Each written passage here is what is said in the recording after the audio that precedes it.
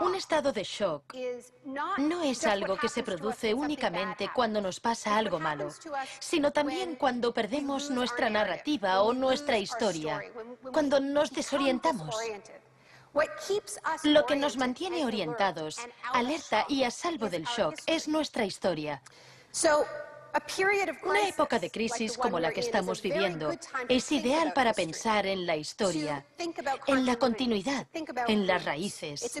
Es un buen momento para situarnos en la historia de la lucha humana.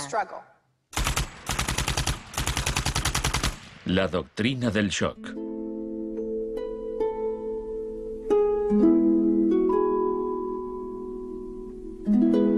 Todo empezó el 1 de junio de 1951, cuando representantes de agencias de inteligencia occidentales se reunieron en secreto con profesores universitarios en el Hotel Ritz-Carlton de Montreal. Como resultado de esta reunión, el ejército financió una investigación sobre el aislamiento sensorial en la Universidad de McGill. El aislamiento sensorial es una forma de producir una monotonía extrema. Provoca una reducción de la capacidad crítica, nubla la mente y el sujeto se queja de que ni siquiera puede fantasear. Y cuando un estudiante universitario no es capaz de fantasear, mal asunto. Mientras experimentábamos, empecé a creer que quizá algo que causara incomodidad o incluso dolor sería más tolerable que las condiciones de aislamiento que estudiábamos. Hebb decidió dejar de trabajar en la investigación. No tenía idea, cuando lo propuse, del arma tan terrible, tan potencialmente terrible que podía llegar a ser. Este es nuestro momento, nuestra oportunidad. Pero los experimentos continuaron bajo las órdenes del ambicioso jefe de psiquiatría, el Dr. Ewen Cameron. Su trabajo iba mucho más allá que el nuestro. Nosotros dejábamos muy claro que el sujeto podía marcharse en el momento en que quisiera, y algunos se iban. Los pacientes de Cameron no tuvieron tanta suerte.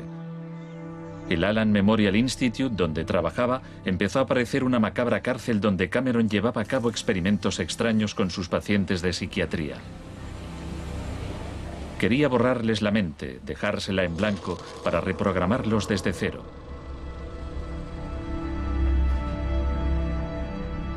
Janine Huart, una joven madre de 4 hijos, padecía una depresión posparto.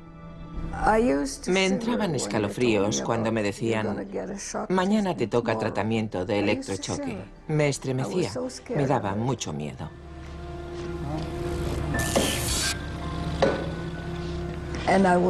Despertaba en otra habitación, totalmente confundida y triste, y me quedaba muy afligida después. Iba por ahí caminando como una zombie. Cameron combinaba los electrochoques con las curas de sueño y la repetición de mensajes grabados. Decía: Janine, Janine, estás rehuyendo tus responsabilidades. No quieres cuidar de tu marido ni de tus hijos. Lo repetía una y otra vez. Suena como si la interrogaran. Sí, como si me interrogaran, pero ¿con qué objeto? La CIA no tardó en poner en práctica los hallazgos de Cameron. Muchas de sus técnicas figuran en el manual Kubark de interrogatorios para el contraespionaje. He aquí unos fragmentos. Es una tesis central del manual que estas técnicas son, en esencia, métodos para provocar la desviación de la personalidad.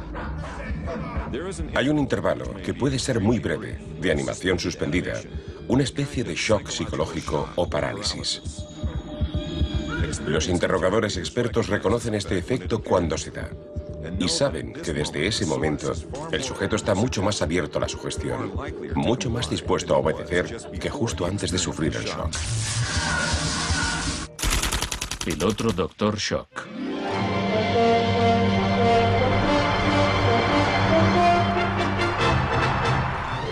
En la misma época en que Ewen Cameron realizaba sus experimentos en Montreal, un partidario de otro tipo de shock trabajaba no muy lejos de allí. Milton Friedman era profesor de economía en la Universidad de Chicago. Creía que la terapia de shock económico impulsaría a las sociedades a aceptar un capitalismo más puro y desregulado. En octubre de 2008, durante la mayor crisis financiera desde 1929, Naomi Klein acudió a la Universidad de Chicago para hablar de Milton Friedman. Cuando Milton Friedman cumplió 90 años, la Casa Blanca de Bush organizó una celebración en su honor y todos pronunciaron discursos, incluido George Bush, pero el mejor fue el de Donald Rumsfeld. Mi cita favorita de ese discurso de Rumsfeld dice así: Milton es la encarnación de una realidad, la de que las ideas tienen consecuencias. La tesis que sostengo es que el caos económico que ahora mismo impera en Wall Street, en la América Media y en Washington, deriva de muchos factores, por supuesto, pero que entre ellos están las ideas de Milton Friedman.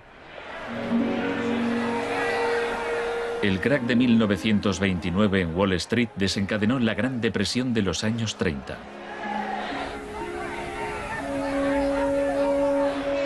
En la base de las tesis de Friedman estaba su oposición a la política del New Deal anunciada por el presidente Franklin Roosevelt en su discurso de investidura. Nuestra prioridad es conseguir que la gente tenga trabajo. No es un problema insoluble si lo abordamos de forma inteligente y con valentía. Quiero expresar mi firme creencia de que no debemos temer a nada, excepto al miedo en sí. Influido por el economista John Maynard Keynes, Roosevelt puso en marcha un programa de empleo público para que la gente volviera a trabajar. Hoy la depresión no es más que un vago recuerdo. Millones de hombres y mujeres han encontrado trabajo y por consiguiente seguridad y esperanza. No fue tan sencillo. La depresión duró hasta la Segunda Guerra Mundial, pero después el Plan Marshall generalizó el modelo regulador e intervencionista de Keynes en Europa.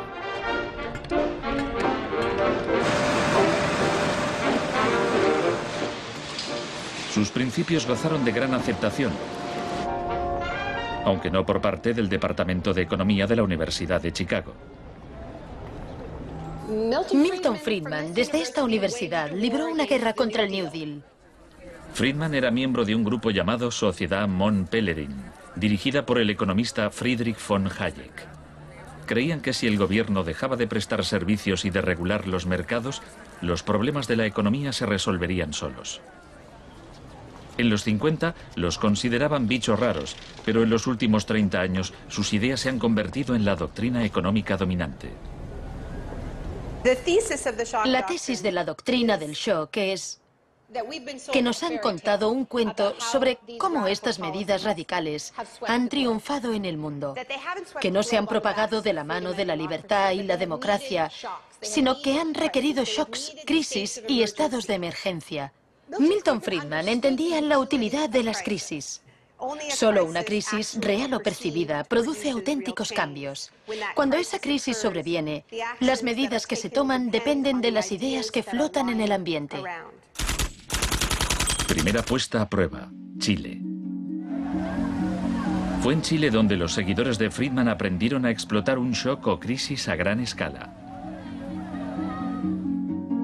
Por lo general, los voceros del neoliberalismo, los publicistas oficiales, ni siquiera mencionan a Chile.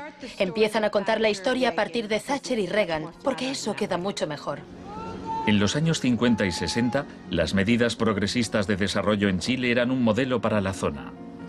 El gobierno invertía en salud, educación e industria. Las empresas estadounidenses temían por sus inversiones. Como respuesta, el Departamento de Estado comenzó a becar a estudiantes de Chile y el resto de Sudamérica para que estudiaran economía de libre mercado con Milton Friedman. La Universidad de Chicago tenía un convenio con la Universidad Católica de Chile que permitía a muchos chilenos venir a Chicago, donde les impartíamos formación y se doctoraban. Los estudiantes regresaban a Chile a dar clases. El Departamento de Economía de la Universidad Católica en Santiago se convirtió en una mini escuela de Chicago. Arnold Harberger, el economista que dirigía el programa, se describía como misionero totalmente entregado.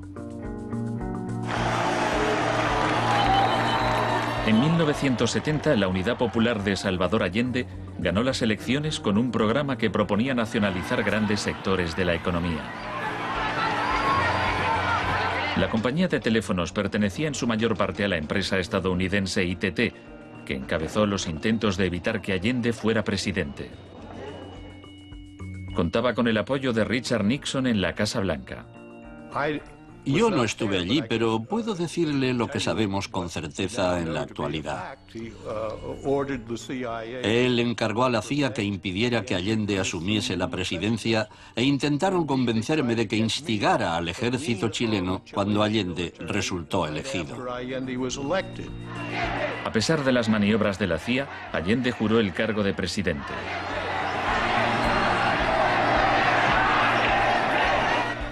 Richard Nixon ordenó al director de la CIA que hiciera gritar a la economía. El señor Nixon es presidente de Estados Unidos y yo soy presidente de Chile. Yo no tendré un término despectivo contra el señor Nixon mientras el señor Nixon respete al presidente de Chile. Comenzó a fraguarse un golpe militar. Los Chicago Boys chilenos se pusieron a trabajar en un programa económico de 500 páginas llamado El Ladrillo.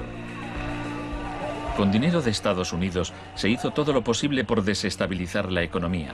Se declaró una huelga de camioneros que paralizó fábricas y tiendas. Hubo un golpe de Estado fallido el 29 de junio de 1973. Después, el 11 de septiembre, bajo el mando del general Pinochet, el ejército asaltó el Palacio Presidencial. El shock de la guerra. Chile había disfrutado durante 41 años ininterrumpidos de un régimen democrático que estaba siendo derrocado por medio de la violencia. Para Pinochet y sus partidarios el golpe era una guerra, y desde luego estaba concebido para parecerlo. Fue el precursor chileno de la doctrina militar de shock y pavor.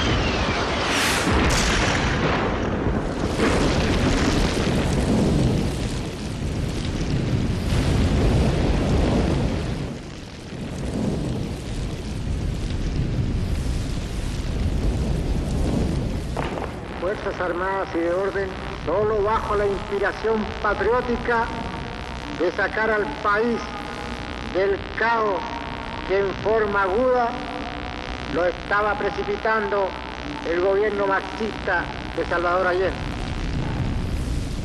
Los Chicago Boys entregaron a Pinochet El Ladrillo, su plan económico.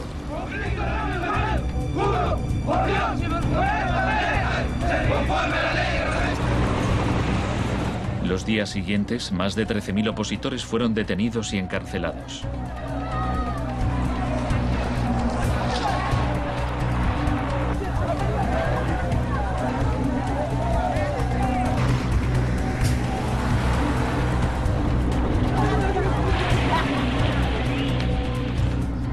Recluyeron a miles de presos en el Estadio Nacional y a muchos los torturaron. El mundo fijó su mirada en Chile. ¿Cuántas personas?